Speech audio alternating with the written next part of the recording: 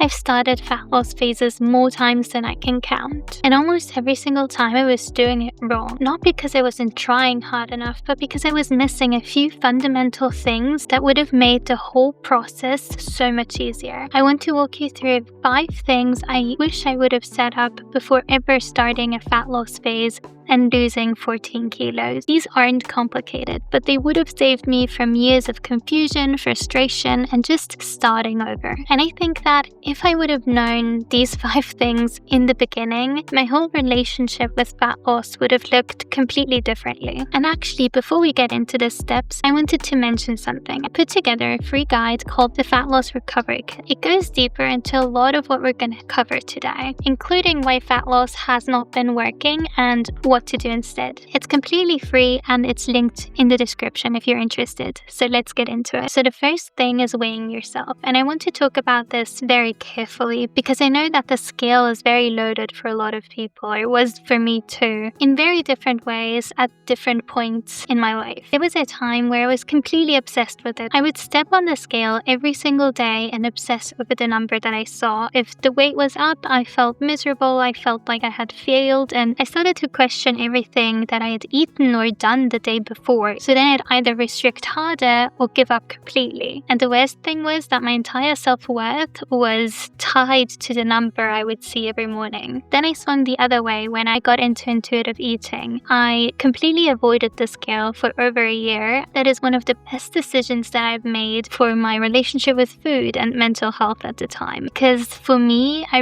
really needed to heal my relationship with food and the scale and everything around that before being able to look at the number on the scale objectively and just as data without it meaning something about me. And now, honestly, I'm somewhere in the middle. And that middle is where the scale becomes useful instead of being emotional. And here's what I know now that I didn't know then. The scale on any given morning is mostly not about fat. It's about water retention and inflammation. And if you had sodium the day before, or if you'd eaten something a bit heavier, or your cycle phase, like there are so many things that influence the scale weight, which I never even thought about before. But day to day, it can swing by a kilo or even more, and it does not have anything to do with gaining or losing fat. So what I do now is weigh myself almost every morning, but I don't react to single days. I honestly look at the trend over several weeks because day to day,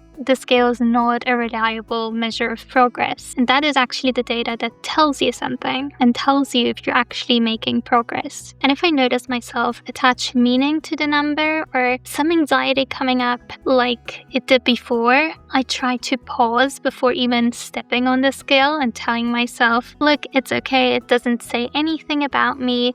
It's not about your worth. The number doesn't say anything. The number that you have imagined in your head that you have to be at today does not mean anything. Take a moment. Your progress is not ruined if the scale doesn't say what you want, and just keep doing what you would have been doing even if you hadn't stepped on the scale that day. Now, once you have your body weight, you can use it to roughly figure out how many calories you should be eating in a deficit. Now, I want to be honest about what I thought of calorie counting, because honestly for a long time I had it completely wrong. I thought that people who counted calories were obsessive and rigid, and it would make everything worse around food, not better. And for a while when I started, it did honestly go that way. I became too focused on the numbers, too strict, and it just added a layer of stress that made everything harder. But then I understood something that changed how I used it. Just like the scale, calories are just data. They're not telling you that you're good or bad for going over or under. It's just information. A calorie deficit simply means that you're consuming slightly less energy than your body is using. And that's the whole mechanism of fat loss. It's not cutting carbs or going keto or doing any extreme diets. It's literally just a small gap between your intake and your output over time. So now the easiest way to find a starting point for your calories is to go online and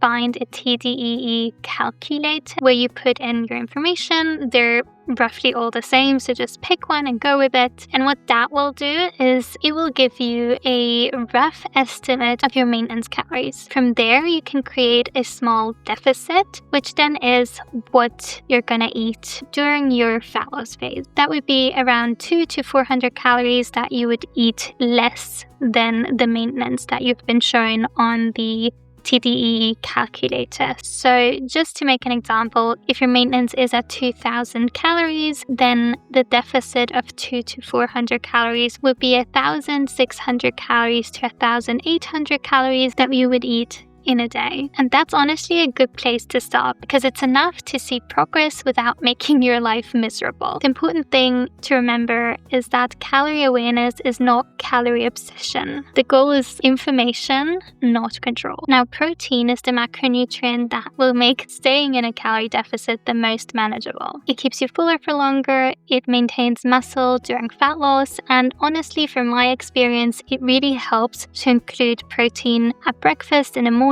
because for me, it keeps me much fuller for the rest of the day. A good target is anywhere between 1.5 and 2 grams per kilograms of body weight or your goal body weight. So if your goal weight is 65 kilos, you'd be aiming for roughly 100 and 130 grams of protein per day. But here's something I want to say honestly, because I've been on both ends of this. There was a time where I was tracking protein almost so obsessively that there was little space for anything else. So almost every meal became a calculation of how much protein I could add and how much more I could include protein, and it just got very stressful. So it started to feel more like a chore than something I actually enjoyed. Right now, the most important thing for me is just staying within my calorie target. If I hit my protein goal on top of that, amazing, but I'm not going to deprive myself of other foods just to get there. What I do focus on is having protein at every meal, more or less, especially at breakfast. So it's not really obsessive, but just intentional. And I also just in general try to include a balanced plate with protein, carbs, and fats, because that honestly also keeps you fuller for longer. And it's also just much easier to do than obsess over macros, honestly. So what I would suggest is just aim for a target, stick to it most days, but don't beat yourself up over not getting there every day. This I cannot stress enough because there will be weeks or even longer where the scale will not move at all. And if that's the only thing that you're measuring, you will think that you're failing even though you're not. And I want to tell you about something that happened to me about a year into my fat loss journey, because I went on holiday and I came back and I started taking creatine again. So if you know how that works, usually creatine does increase your water weight, which isn't anything bad, but when you start taking it again, the weight does go up a little bit. So I came back from my holidays, I started taking the creatine again. The weight on the scale did not move because, basically at the same time where I was maybe de-bloating from the holidays, the creatine water stores were going up. And then as soon as maybe 2 weeks in, when creatine would have settled and I would have started seeing progress, I actually got my new IUD. So then that honestly brought my hormones and water retention and everything out of balance too. So I had to wait again and I didn't see any progress and I didn't know, was it working? Am I doing everything right? Or should I change something? But I didn't want to change anything because I didn't want to blame the plan for something that I knew I couldn't control, which was the creatine and the IUD. So I wanted to wait until that kind of wore off. And then who would have thought after 1.5 months, when everything kind of got back in balance, I lost about 2 kilos in 1 or 2 weeks, just because my body let go of all of the water that I was holding on to and kind of revealed the progress that I was actually doing. But it was invisible because it was kind of hidden by those external factors that you maybe would not even think about if you were in those moments. And I think that experience just kind of changed how I think about progress completely, because the fat loss was literally happening underneath all of that, but I just could not see it. So yeah, that's why I'm telling you, set up multiple things to track your progress, like take pictures every 2 to 4 weeks, take measurements, notice how your clothes fit, like try to do other things that aren't the scale, because it's honestly going to save you in those moments. Now, this last one is really something that completely changed my relationship with fat loss, and it's something I really wish someone would have told me at the start. For most of my life, I felt like I was either on a diet or completely off. I was either restricting a lot or completely off the rails. And when I was in a dieting phase, it honestly felt endless. I did not know when the end point would be. I would not even have a goal in mind timeline-wise when I would stop.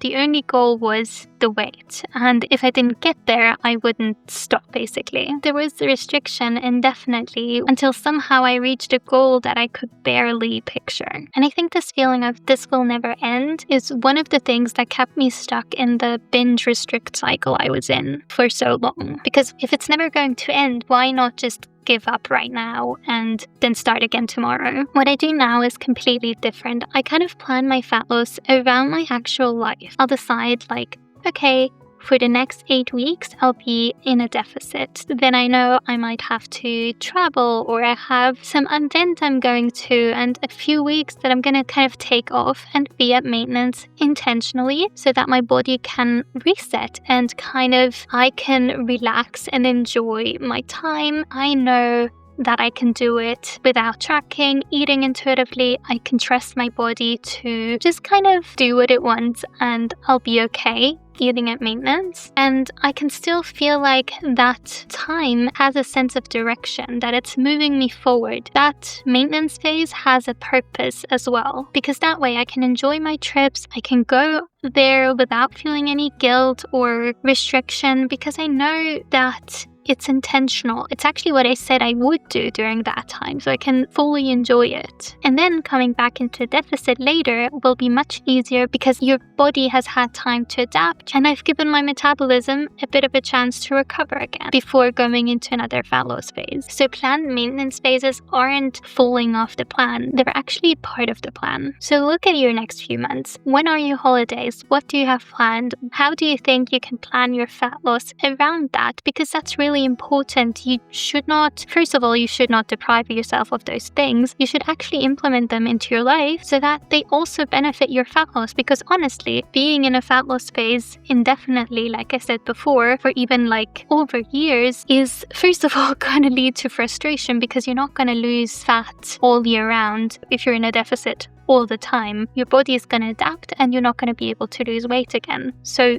taking those planned maintenance phases actually helps you lose weight. And I think that is something that a lot of people do not realize, and that's why they don't do them. They're scared of maybe gaining weight if they do a maintenance phase, but it's actually going to help you lose weight. So these are the 5 things that I wish I had in place before I even started losing fat. Not because they make fat loss faster, but because they make it sustainable. And anything that isn't sustainable isn't gonna last. You don't need to have everything perfect or figured out before you start, but having these 5 foundations will help you when the hard weeks come, because they will come. But at least then you'll know what's actually happening and that you can still see progress. Now, if you want to go deeper on this, especially the calorie and mindset side of it, I have a full video on why eating less isn't actually the answer to fat loss and what to focus on instead. I think it will answer a lot of questions that might have come up during this video. So if you're interested, I'll just link it on the screen right now. And I hope this helped somehow and you enjoyed, and I hope